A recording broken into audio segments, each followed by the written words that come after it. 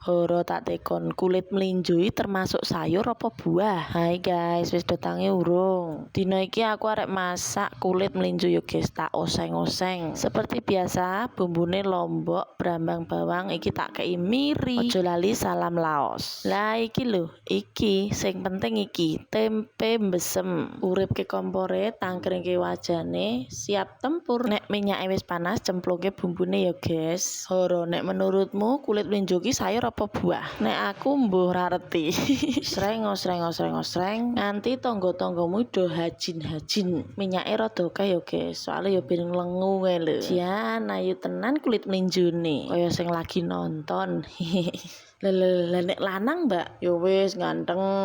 Bar bumbune dijegurke, kayak mau wis mateng to guys, langsung dikei kulit melinjone yo. Aja dikei banyu sik. Dadi iki men kecampur karo bumbu. Lah nek wis kecampur karo bumbu lagi ditambahi banyu. Banyune pokoknya sing lumayan akeh guys. Ben si jaket kulit iki empuk. Pokoknya penting kulit melinjone terendam guys. Lanjut kei gula aren. Delalae pas duwe gula aren guys. Lah nek wis ditutup krekep tinggal. Ora ditinggal nonggo lho yo. Tinggal gawean liyane. Lah iki aku goreng tempe guys. Iki leh kumbumboni wis kedek kapan kae guys, tak keke kulkas. Dadi kari jegurke.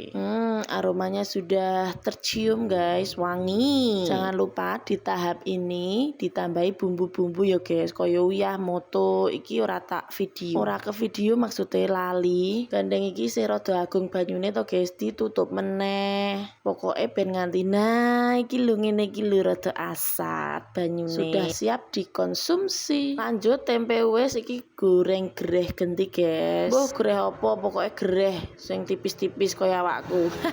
Wis digoreng biasa ngono kae nganti garing kriuk-kriuk. Wis ngono ku yo guys, aku arek madang. Dadah.